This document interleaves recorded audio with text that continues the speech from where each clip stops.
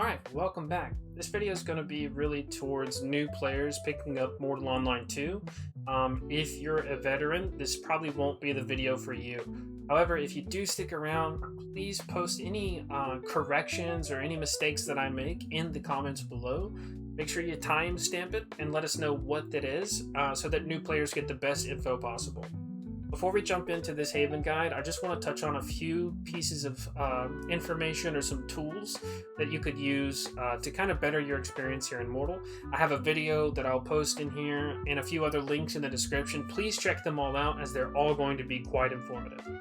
Alright, so first things first, new player feedback survey that I created. I'd like for you to fill this out. As a small channel, we've got 27 responses and I'm feeling really confident about that. It makes me really happy that you guys have taken the time to fill this out. There's going to be all kinds of questions in here. It's a very short survey, 7 or 8 questions with an open-ended response for you to kind of elaborate on your feelings and the process of you getting acclimated to the game. If you get time, please fill this out. It would go a long way, as all of these results are going to be printed out and given straight to Starvault. Next we have Diffrail's Compendium. This is a must-have for anyone who is getting acclimated to the game. Things like client performance and Steam launch settings and Windows settings. You got FAQs and generals. What's the best way to give feedback and bugs? How you might be wondering how do attributes and stats work? This is how strength works. What's the easiest way to level strength? If you're interested, please join this Discord. It's something I joined immediately after I found out about. And be sure to check out the Patreon that he's got. You get access to exclusive Patreon chat, some patch analysis, some build reviews, and tailored content guide requests. My favorite is personalized answer to any game question. Diffrail is super knowledgeable. If he doesn't know the answer, he'll figure it out. So shout out to Diffrail for putting this together. He's, as you can see, over a decade of experience with this. If you feel like this is something that's helped you out, by all means, please support him. One quick tool, I'm not going to really break this down too much. It's called the Norse Rock Bible. It's a very good jumping off point for someone who wants to refine. Maybe you want to craft steel, la-di-da-di. This is the material, the catalyst, the machine, and all the yield that you would get if you do it in this process. That doesn't mean it's the best way to do it. It's just some of the best ways. I'm sure there are some people who have min-maxed other methods, but as a jumping off point, the Norse Rock Bible is one of the best. Again, this will be how you do it, how you break down your rocks and your materials, and then over here is how you cook your metals if you actually want to create the metal itself. This is the refining process.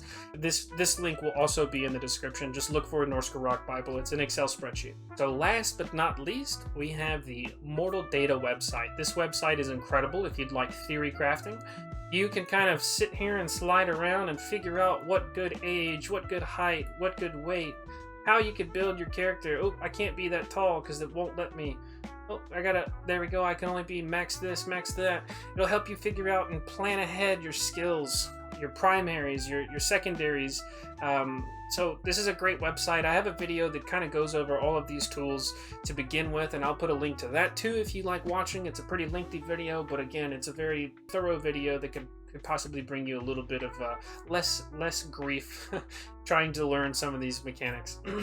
Well, with that out of the way, we're going to jump right into some of the Haven gameplay that we recorded on stream, and I'll just do a little bit of commentary and voiceover on some of the things that I feel like I maybe have missed during stream, or something to kind of reiterate to make sure that you realize how important it is that the tutorial covers it.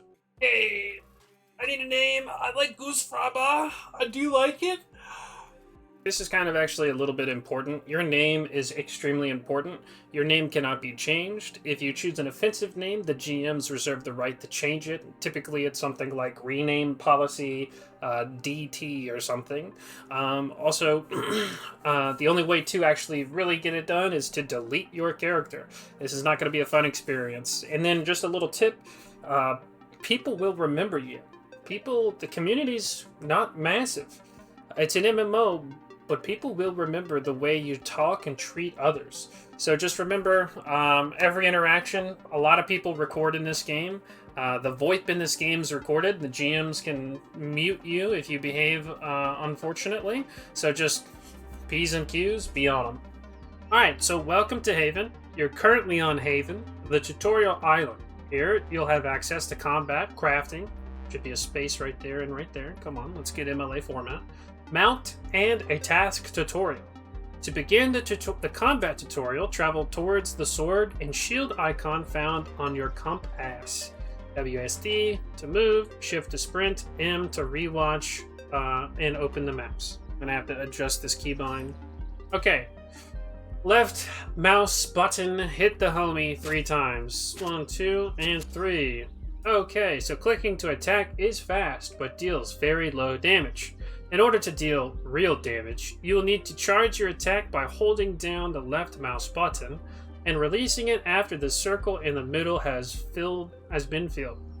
If you continue holding down the left mouse button after the circle has filled, you will perform an overcharged attack, which deals 120% damage.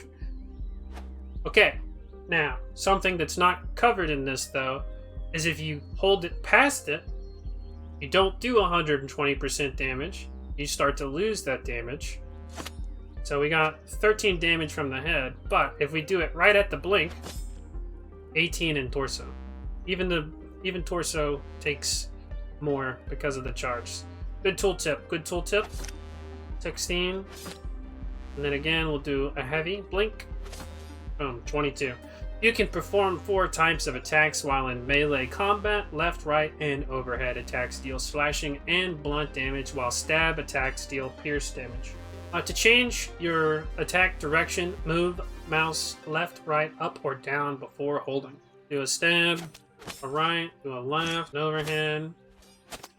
You can perform a block by holding down the right mouse button. Aim your block by moving the mouse in the direction you want to block before holding down right mouse button. You need to block in the correct direction.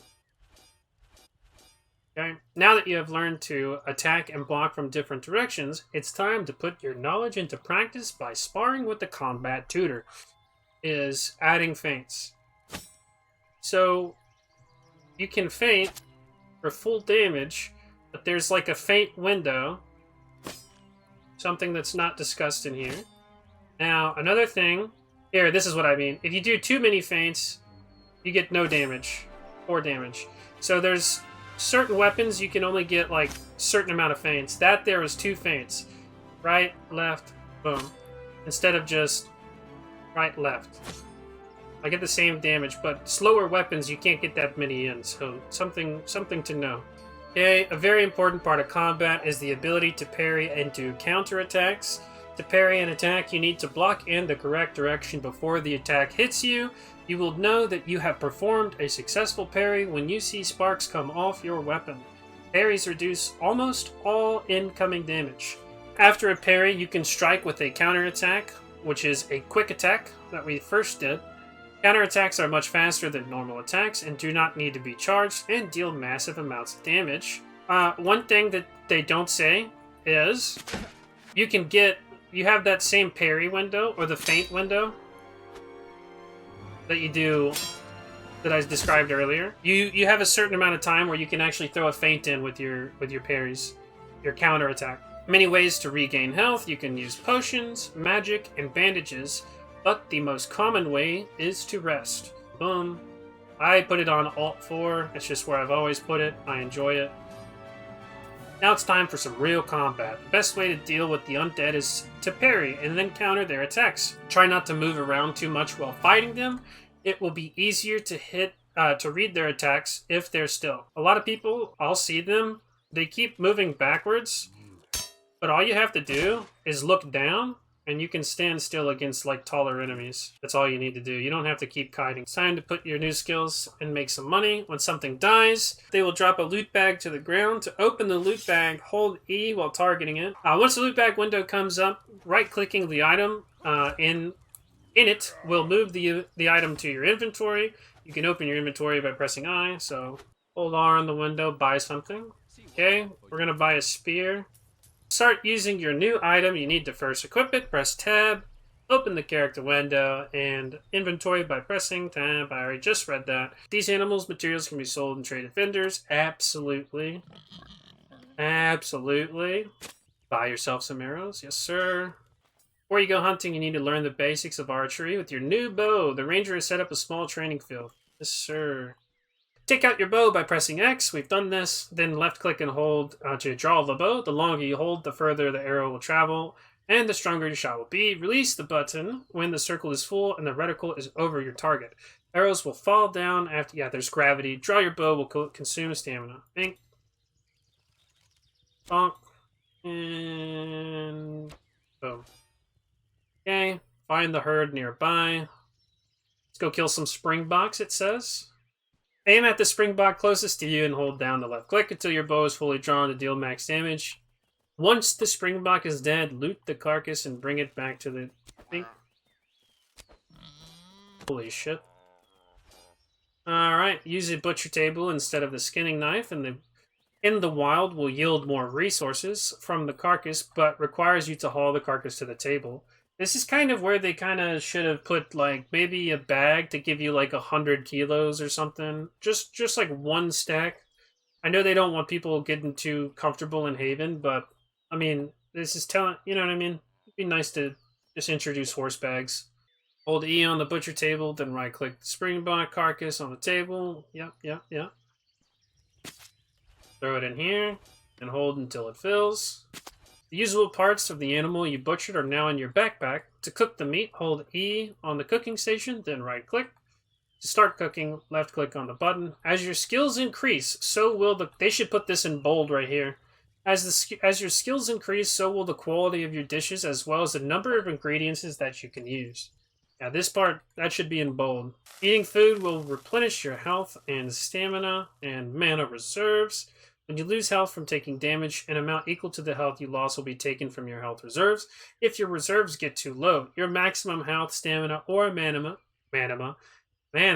will be limited by a gray bar until you refill your reserve by either resting or eating, which nourishes the reserve. Your health reserve is also tied to your weight class. Welcome to Crafting Tutorial. Crafting is an important part of MO2. There are several different crafting professions, but they all start at a crafting workbench. Follow the hammer and anvil and work on the okay. Before we can craft a weapon, we need to gather some materials to make it from. The handle of your weapon will need a material for the grip. Cotton is a light material that is easy to find, can be used as a grip. Follow the hammer and anvil. Cotton can be harvested with no extra tools. Hold E while looking at the cotton to gather it. You will keep gathering cotton until you move away, until it runs out. Okay, we're going to go chop some wood now. To gather wood, hold E while looking at the tree. You'll automatically draw your weapon. Hold R to start gathering. Alright, we should have plenty. Let's go. Hold E to open the weapon crafting menu. Left click on the type of handle you want to use. From there, add a material to the grip slot by right-clicking the material in your inventory. Weapon grips can only be made from soft materials like silk, cotton, wool, fur, and leather. Do the same for the material you want to use as the core, which for a sword represents the guard and pommel. And then left-click your desired weapon head. Right-click a material in your inventory to add it to the weapon head material slot. Craft your new weapon. Hold down left-click. Yep. Make a wooden sword. To expand the list of things you can craft, you need to read skill books. So let's gather some malice fruit to trade for a skill book. Malice fruit, this is like some of the best fruit you could feed your horse too. I love this stuff. It feeds pets so effectively. Fruit you have gathered can be traded to vendors for other items. When the worth of what you are selling is equal to or more than what you are buying, click the buy button to perform the trade. If what you are selling is worth more than what you are buying, you will get back the difference in coins. That's not entirely true. From my understandings, there are some vendors that barter in the game that if you put too many items in and it's overvalued, the vendor keeps it. Just be careful, and if it's a barter, if you see vendor wants an item, don't always assume that's accurate. So to start reading your new book, press tab to open your inventory and character window. The skill book to start reading it. You can see what you are reading in the character window. Not only will you learn a new crafting skill, but you will also passively gain experience in that skill while reading the book, even while you aren't logged in. Pop that book. Wooden blades can be useful for training, but for real weapons you'll want something stronger. Behind every ingot of metal is a skilled miner who makes his living pulling rock from the ground, crushing, grinding, and refining it into the strongest materials on Nave. Travel to the granite mine nearby. So, one thing to keep in mind when you guys are doing books, Most skills will tell you in the tooltip. You can't see right here because of my head in the recording. It's no, here we go. It says reading this can level your short blade crafting skill passively up to 70. Some books, when it comes to like lores specifically, you might want to wait until level 70. I personally don't wait unless it's a high-end valuable resource, and the reason that is like I don't feel like waiting 2 days to read a book on full grain leather when I could spend 2 days actively killing things, taking their leather and using it, which will also level up those lores. And that way you could cycle through books a bit faster by like power leveling with low level materials. Just a thought, you don't have to do it, do what you want. And then if you right click this book to take it out, the book disappears entirely. Something they should also probably put in that tooltip is if you right click this book, it will disappear. So if you've traveled to a rare or part of the map that you don't typically play on, let's say you're going from Meduli to Moki to get pet crafting books from the Hermit Hut, and you pop that book and then you take it out and you pop something else, too bad that book's gone forever, and you'd have to rebuy it with whatever, by any means that you purchased it with, whether it's bartering or gold. Walk up to the Granum Rock to start mining. As your mining skill and rock lore increases, so will the amount of rock you gain with it. My weapon is broken. The durability of your weapon has reached 0, and the weapon has been destroyed. Every piece of equipment in Mortal Online 2 has durability. Durability is calculated when the item is crafted and is calculated using the type of materials used to craft the item, as well as your lore in it, by the way. They should also... Oh, I guess it does, in the skill of the crafter. More specifically, your lore. Continue the tutorial by equipping another weapon from your inventory by pressing tab and then right-click the weapon. Okay, the rock you are currently mining is almost depleted. Move to another rock and continue mining. Alright, Granum in this form is not very useful. It must be broken down with an extraction appliance to get the usable materials inside. Flakestone is cheap but serviceable material which can be obtained from Granum. Most extraction appliances will require the use of catalysts for efficient processing. To get the most flakestone out of your Granum, you can use a mineral called niter as a catalyst. Not everything really requires catalysts. You can process your Granum with a device called a naterus, which uses heat to separate the different components of the rock. This method with niter as the catalyst will yield the most flakestone from Granum. However, other appliances and different catalysts will yield vastly different results. It is worth experimenting with all different appliances to see what they do. Good thing is there are things in the game other people have published, like the Rock Bible. They don't explain the importance of lore very well. It's such an important feature. Yeah, I agree, man. I agree. It said skill, but what they didn't really expand on is skill. What they mean by skill is the lore of what level is your weapon crafting, and then what level is your cotton, your wood, and then your flakestone. Would be nice to kind of expand on that and not be so tribal knowledge, you know? To process your Granum and the naterus, look at the naterus and hold E. Add the Granum pile and niter. This process will take a short time, and the amount of time increases with the quantity of resources you put in. You will see the remaining time under your health bar.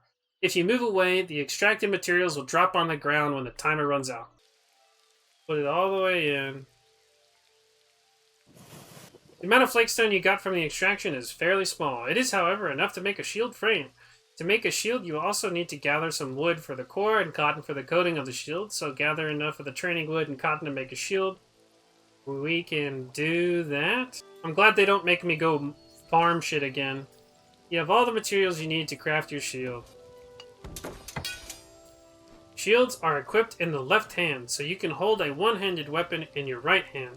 Shields will mitigate damage even when you aren't actively blocking, so long as your opponent hits the shield and not you. Welcome to the Taming tutorial. Hello, Taming tutor. Teach me about taming. So this part right here, if you look and see in the yellow text center of the screen, you'll see you learned a new skill, creature control. With this NPC specifically, hit every dialogue option because it doesn't explain how important it is that you actually need to talk to these to unlock these skills without a book. To tame the horse, walk up to it, press E to start taming. The circle in the middle of your screen shows your taming progress. If your taming skill is high enough, you will complete the circle and successfully tame the horse. Okay, one thing that they don't discuss, and they should add this, absolutely add this, please, is while you're taming, you'll see here, give me a second. While you're taming, the circle, let's break it up into 4 slices like a pie. Every time you fill a quarter, your taming should go up for every quarter. Without getting too far into taming, so the level does go up per quarter, like, of the slice of the circle. The reason why, if you see in gray text here, too low level for you to gain skills, you gotta tame higher level pets or different types of pets like bears and bush pigs and stuff like that. There's a taming guide that maybe if I have access to it, I can post a link, or if you're watching and you do have access, please share that in the comments below. Thanks. Okay, well done on taming your first horse. Now it's time to feed them so they stay loyal to you. Press P, open the pet window, right click the pet, grass. Yep. Now that your horse has been fed, it's time to ride it. Horses have 4 speeds: walking, trotting, galloping, and sprinting, and the ability to fall off until you get level 20 riding. I believe 19 or 20 riding, and we should be good. So let's just ride in a circle real quick so we don't have to keep dealing with this. When you aren't using them, you can keep your pets in the stable. Talk to your stable master to stable your horse. Quick tip, depending on which side of the horse you look at while dismounting, I look here at the left and hold R, I dismount on the left side. If I were to look at the right side of the horse's shoulders, I would dismount on the right side. This is really helpful if you're trying to link up with a buddy and you're trying to do something very, very quickly, or if you get stuck like against a wall or something and it keeps telling you can't dismount, just dismount on the other side. Bonk. Head to the Taskmaster to take your first task. Each type of Taskmaster offers different kinds of tasks. As you complete tasks, you will earn renown, which will unlock more difficult and rewarding tasks. The first task you can accept is for slaying fresh walking dead. Follow the marker on the compass to the graveyard east of town. We'll take this and just start butchering it. Get a little bit of extra coin. You know what I've realized is at no point in the tutorial have they discussed point costs, primaries and secondaries. I just realized that that's not touched on so far. I'll be revisiting the primary point system in another video, kind of elaborating on how important it is and how it actually works. Also, kind of important, you maybe tell us to read this. That'd be good too. Quick execution, that'd be good to talk about too. Just the fact that this gives you your kill count. Okay, congratulations on completing your first task. You have earned 10 renown, which has unlocked the next tier of task for you to try. Reach 20 soldier renown by completing tasks. You can attempt the more difficult scoundrel task or repeat the fresh one task to reach 20 renown. Boom. Head to the hunting taskmaster down the road. So I really don't like that they chose the word clade for levels, because your race is technically your clade, you know? It kind of confuses. And then instead of XP, they call it glory. Too many different terminology. The Hunting Taskmaster offers tasks for hunting various different animals. By completing hunting tasks, you will earn hunting renown, which will unlock further tasks for more challenging creatures, except by not threatening him. Okay, we'll take a bush pig. Something not discussed here is with the task system, in the most recent patch called Reckoning, they introduced weapon abilities. These tokens that you're receiving from turning in your soldier task and your hunter tasks are extremely important. And for whatever reason, Star Vault decided not to go over this with the Haven system on top of adding this into the core mechanics of the game is beyond me. So make sure you are saving your tokens that you're receiving after turning in your soldier tasks and your hunting tasks and all the things, because you need a good bit of them to learn your weapon abilities to be more effective in PvP and even PvE. So Clade Gifts levels are unlocked by earning glory. They should put like in parentheses experience, because that's kind of confusing. Press tab to open. Also, they shouldn't tell you to press tab right here, because the moment I do, this screen goes away. Press tab to open your character window and click on the Clade Gifts tab to view your Clade Gifts. Every level you unlock allows you to spend 1 point on a Clade Gift. Clade gifts can modify your character in various ways, providing bonus attributes, passive effects, or unlocking your clade-specific active abilities. Your spent clade gifts can be rerolled with a clade gift reset potion. Reach clade gift 5. Okay, so now our tutorial pretty much is over. To finish doing the tutorial reach level 5, and you want to unlock and do all of the tasks to the point where you can do the hunter vendor or the forest troll, and then there is a bandit leader for soldier task. You'll come to this reward vendor here, and the soldier task will give you one half of the warden seal, and when you do the forest troll on the other, you'll get the other half from the hunter master. You could combine these together. When you click here, you get the combine tool. You'll put both the halves together, and then you can trade it in for a fledgling cape. And the fledgling cape isn't the greatest, but it is something nice to have as a token of your merits, your accomplishments. It's a nice little let people know you're a newer player. Please just let me know what kind of things you learned or didn't learn, or whatever else it is that I need to go over in the next video to help you kind of understand. I have an idea of what I want to cover next, but if this helps you, please give us a like, subscribe, share it to your friends. Thanks for watching.